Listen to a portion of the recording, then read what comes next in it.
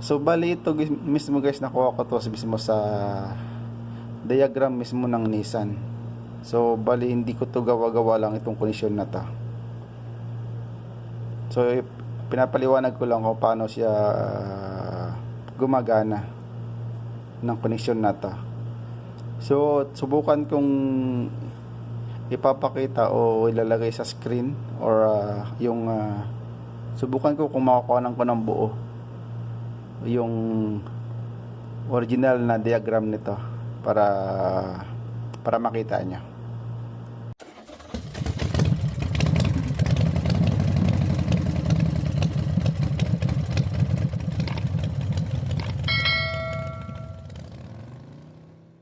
Good day sa ating lahat.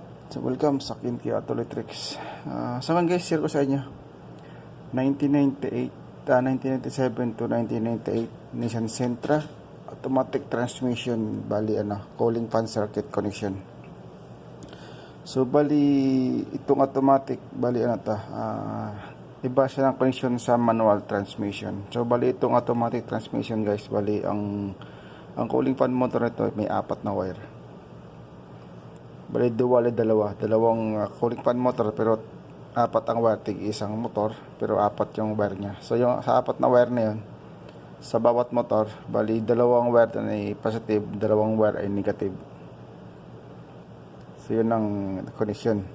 Pero sa manual transmission, lang, 2 fan motor, tapos tig 2 wire lang din bawat motor.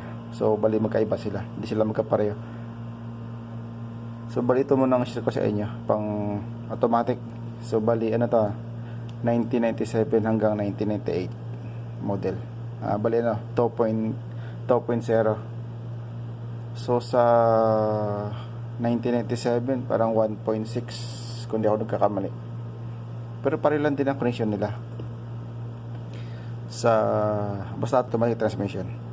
So bali ito guys ang share ko sa inyo. Bali ang relay ng Nissan, bali 1, 2, 3, 4, 5. Parang yan, parang kung sa bus relay, itong 1 ay 85, itong 2 ay 86, tapos itong 3 ay 30, ito yung 5 na ito ay 87, tapos ito yung 4 ay 87A. Kung sa bus relay. Pero ito sa Nissan, na ganito, 1, 2, 3, 4, 5. So, yun ang connection niya. So bali itong share ko sa inyo. Bali itong relay na to, bali ang connection nito ay itong 1 na to, kasi coil yan. Bali itong coil na to magti-trigger o ito magmamagnet para yung contact ng sa loob ng relay lilipat o magti-trigger o didikit sa kabila, lilipat sa kabila. Siya magmamagnet itong coil na to. Ito yung contact, mamagnetin niya para lumipat dito. So bali yung kabila ng coil na yan ay naka-ignition ito. Ignition switch galing yan. So lilinyahan ko yan.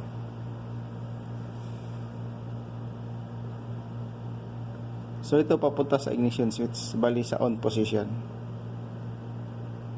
Ito yung wire na to. So bali yan, may fuse na 10 amperes ang fuse nito. So 10 amperes. So bali sa sa 2 ignition switch. Ignition switch. Sa on position nito, naka-connect pag naka-on yung susi.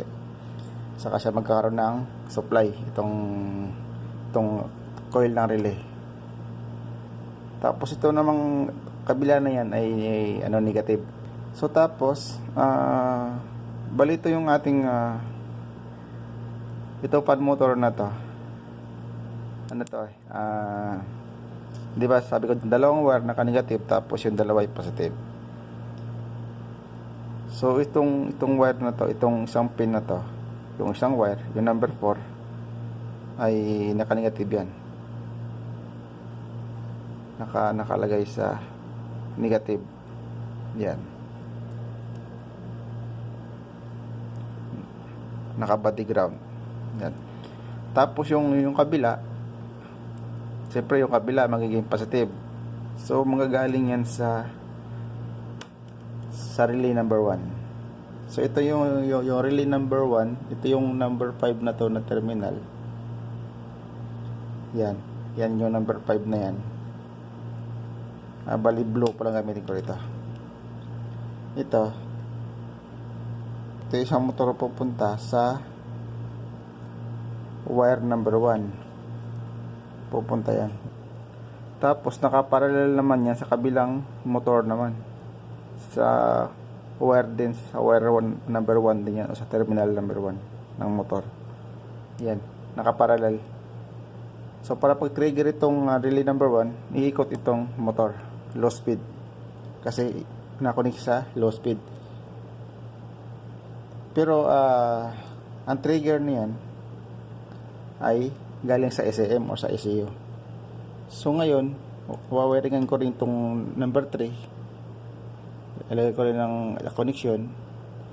Ito yung relay number 1 saka yung relay number 2. Yung kanilang number 3 o sa bus relay ay 30. Ito ay magkakasama. Magkakasama yan sa isang fuse. Bali ang fuse nito ay 30 amperes. Yan. So bali ito ay sa battery pupunta. Battery sa positive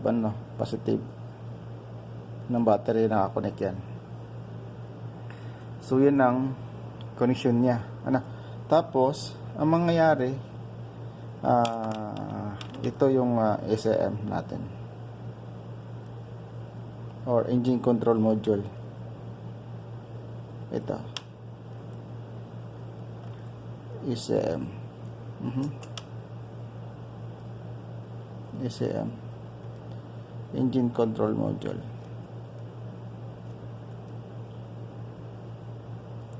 Control module. Yan. So bali ang trigger nito ng relay number 1 ay magagaling sa SAM. Yan, dyan ako rin sa SAM. Tapos naman ito sa relay number 2 para sa high speed, nakakonect pa rin dyan, yan yung nakaparallel sa kanya din sa yan. Diyan siya nakakonect. Baka magtaka kayo yung low saka yung high speed pinagsama sa isang trigger. So mayroong purpose yan mamaya. Kaya mamaya ko ipapaliwanag. So, tapos ngayon, so ayan na yung connection niya. So pag trigger ito, pag nagbigay ang SAM ng negative sa relay, ang relay ay magti-trigger, magmamagnet. Yan ganyan yun eh. Ganyan yan. Yan, ganyan. So pag nagmagnet, higupin niya itong contact sa loob, didikit dito sa number 5. So kaya na magkakalapat yung 3 saka yung 5. Kasi dumikit eh. Minagnet niya kasi nagkaroon siya ng negative ito kabilang side. Kasi itong number 1 naka-positive o naka-ignition o power. So ibig sabihin ito negative to. So pagkaroon ito ng negative, supply negative, so magti-trigger ito, magmamagnet itong relay na to, mag-energize. So didikit ito ganyan. Ganun din sasabay rito sa relay number 2. Didikit din yan dito. So ang relay number 2 na to, ang number 5 na to, ang terminal na relay, yan pupunta sa pupunta rito sa may number 3, relay number 3. Yan yan pupunta. Tapos nakaparallel naman tong yung relay number 3 na wire ng number 2 na cooling fan motor. So yan, naka-connect din dyan. So ibig sabihin, pag trigger si relay number 1, sasabay si relay number 2, nakaabang yung supply dito sa number 3 na wire ng fan motor. fan motor number 1 saka fan motor number 2. Nakaabang pa lang yan. Kasi ito lang nag-trigger ay ang umandar o nagkaroon ng supply itong number 1 na wire, tapos yung number 4 naka-negative, so mag-iikot sa low speed. Ganon din yung motor number 2, naka-low speed din yan pag nag-trigger ito relay. So ito nakaabang lang, ito relay number 2. So ngayon, para magkaroon ng high speed, dapat i-trigger ito. So pag trigger ito, bibigyan niya ng negative itong isang wire na to, isang wire na number 2 na wire. So yun ay bibigyan niya ng negative, yung connection na yan. So ang mangyayari, ganitong mangyayari niyan. So ito, pupunta ito sa relay number 3, itong wire na to. Ito sa relay number 3 pupunta. Tapos may number 3 naman na relay number 3 sa pin ng relay number 3.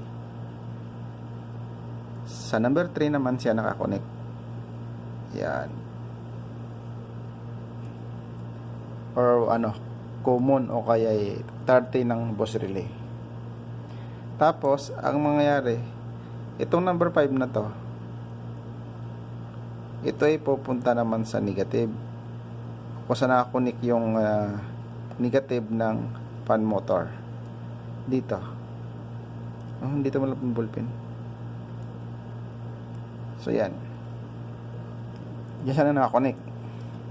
Ibig sabihin, pag nag-trigger ito, magkakaroon ng magti-trigger yan. So pag ito yung nag-trigger itong relay number 3, so magkakaroon na ng negative ito. So ito, yan, lagyan natin. Ibig sabihin yung number 2 nakaparallel din ng motor ang connection nila. So para pag nag-trigger itong relay number 3, magkaroon to ng negative yung isang wire ng motor, kasi 'di ba apat yung wire ng motor, bawat motor apat. So yan ang connection niya.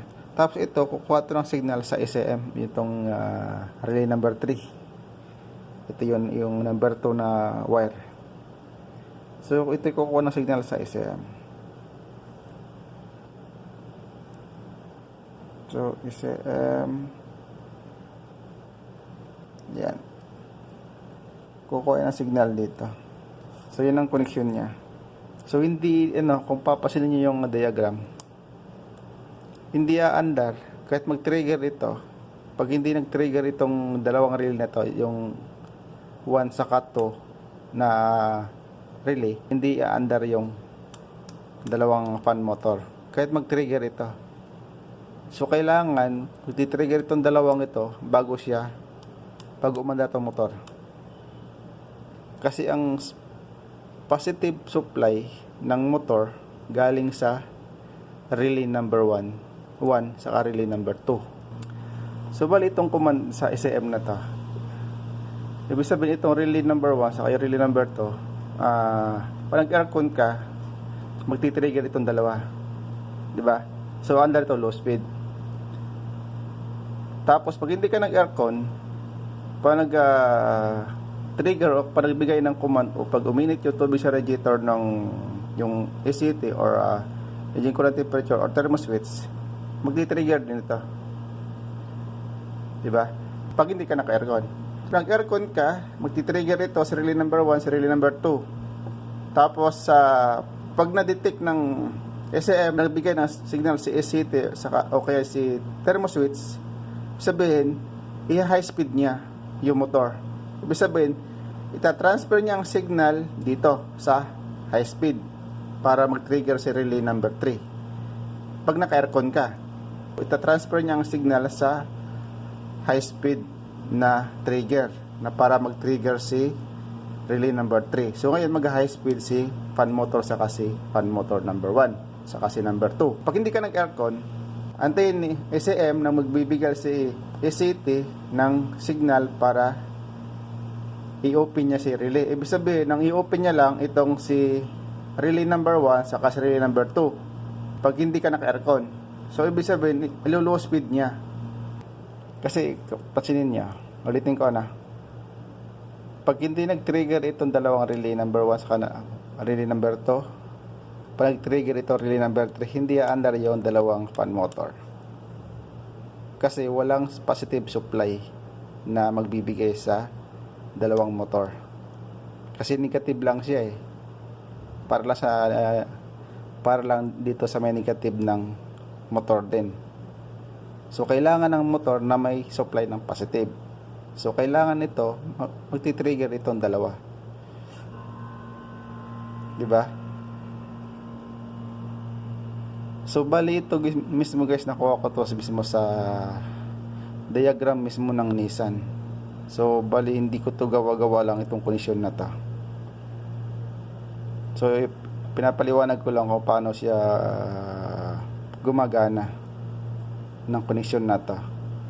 So subukan kong ipapakita o ilalagay sa screen or subukan ko kung makukuha ko ng buo yung original na diagram nito para makita nyo. Intindihin yung diagram para makuha nyo. Kasi itong command lahat sa SAM